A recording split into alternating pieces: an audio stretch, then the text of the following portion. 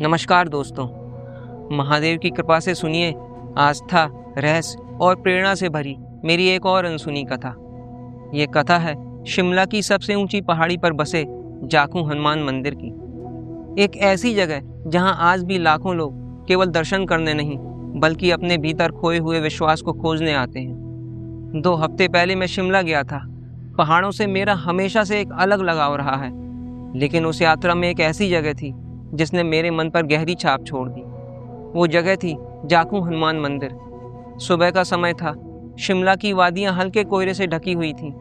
देवदार के ऊंचे ऊंचे पेड़ हवा के साथ झूम रहे थे और मैं जाखू मंदिर की ओर बढ़ रहा था।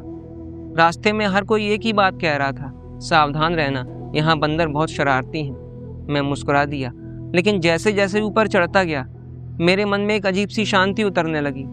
नीचे पूरा शिमला दिखाई दे रहा था। बादल कभी पहाड़ों को छूते तो कभी धीरे धीरे आगे बढ़ते जाते। तभी मेरे मन में एक सवाल उठा, आखिर ऐसा क्या है इस पहाड़ी में कि हजारों साल बाद भी लोग इसे इतनी श्रद्धा से याद करते हैं? क्या केवल इसलिए कि यहाँ एक मंदिर है, या इसके पीछे कोई ऐसी कहानी छिपी है जिसे बहुत कम लोग जानते हैं? जब मैं मंदिर के पास पहुंचा तो एक कोने में बैठ गया। उसी समय मेरी नज़र एक बुजुर्ग व्यक्ति पर पड़ी। सफ़ेद दाढ़ी थी, शांत चेहरा था और आंखों में एक अजीब सी चमक थी। वे दूर पहाड़ों को देख रहे थे। न जाने क्यों मैं उनके पास जाकर बैठ गया। कुछ देर बाद उन्होंने बिना मेरी ओर देखे पूछा, पहली बार आए हो? मैंने कहा जी। वे मुस्कुराए, फिर बोले, जाखू मंदिर देखने आए हो या उसका रहस्य समझने? उनकी यह बात सुनकर मैं चौंक गया, क्योंकि यही सवाल तो मेरे मन में भी चल रहा था। मैंने धीरे से पूछा, क्या सचमुच इसका कोई रहस्य है? वे मुस्कुराए और बोले, अगर सुनने का धैर्य है तो इसकी कहानी भी सुनो। बुजुर्ग ने धीरे धीरे बोलना शुरू किया। त्रेता युग में राम और रावण का युद्ध चल रहा था। युद्ध के दौरान लक्ष्मण मूर्छित होकर भूमि पर गिर पड़े। पूरे शिविर में चिंता फैल गई। तब वैद्य सुसेन ने कहा, सूर्योदय से पहले हिमालय से संजीवनी बूटी लानी होगी। और यह सुनते ही हनुमान जी आकाश में उड़ चले। स्थानीय मान्यता कहती है कि हिमालय की ओर जाते समय वे इसी पर्वत पर कुछ क्षणों के लिए रुके थे। उस समय यहाँ याकू नाम के एक तपस्वी ऋषि रहते थे। कहा जाता है कि उन्होंने ही हनुमान जी को द्रोणगिरी पर्वत की दिशा बताई थी और फिर हनुमान जी संजीवनी की खोज में आगे बढ़ गए थे। समय के साथ याकू नाम बदलते बदलते जाकू बन गया। इसीलिए इस पहाड़ी को जाकू पर्वत कहा जाता है। मैं ध्यान से सुन रहा था, लेकिन तभी बुजुर्ग ने कहा, बेटा, लोग इस कहानी का सबसे महत्वपूर्ण हिस्सा अक्सर भूल जाते हैं। मैंने पूछा, कौन सा हिस्सा बाबा? उन्होंने कहा, हनुमान जी अपनी शक्ति के लिए महान नहीं थे, वे अपने उद्देश्य के लिए महान थे। वे अपनी जान बचाने नहीं जा रहे थे, वे किसी और के प्राण बचाने जा रहे थे। उनकी बात सुनकर मैं चुप हो गया।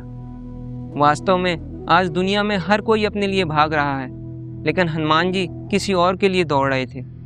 और तभी मंदिर की घंटियां बजने लगीं। हवा और ठंडी हो गई और मुझे लगा जैसे यह पर्वत आज भी उस कथा को अपने भीतर संजोए हुए है। तभी बुजुर्ग ने मेरी ओर देखा और पूछा, क्या तुम्हें पता है हनुमान जी की सबसे बड़ी शक्ति क्या थी? मैंने कहा, उनकी अपार ताकत।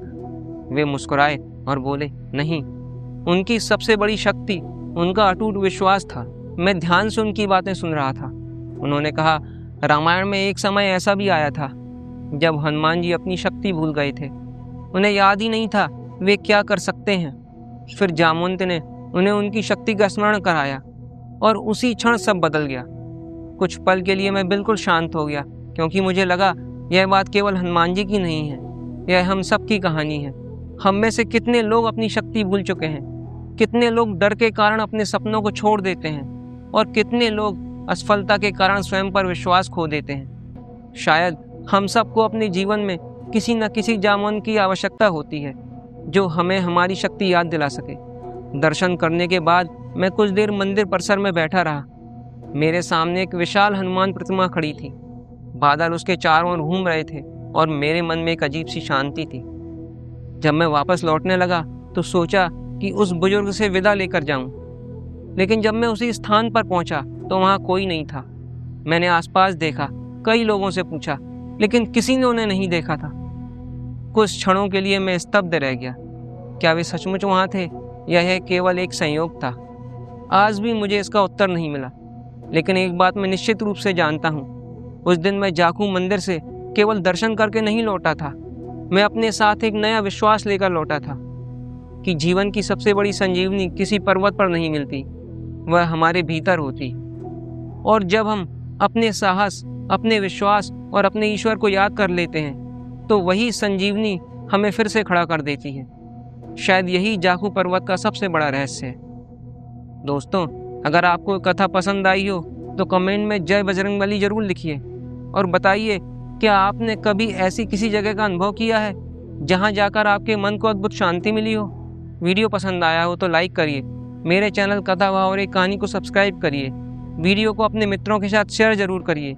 हम फिर मिलेंगे एक और नई कहानी में। जय महादेव। धन्यवाद।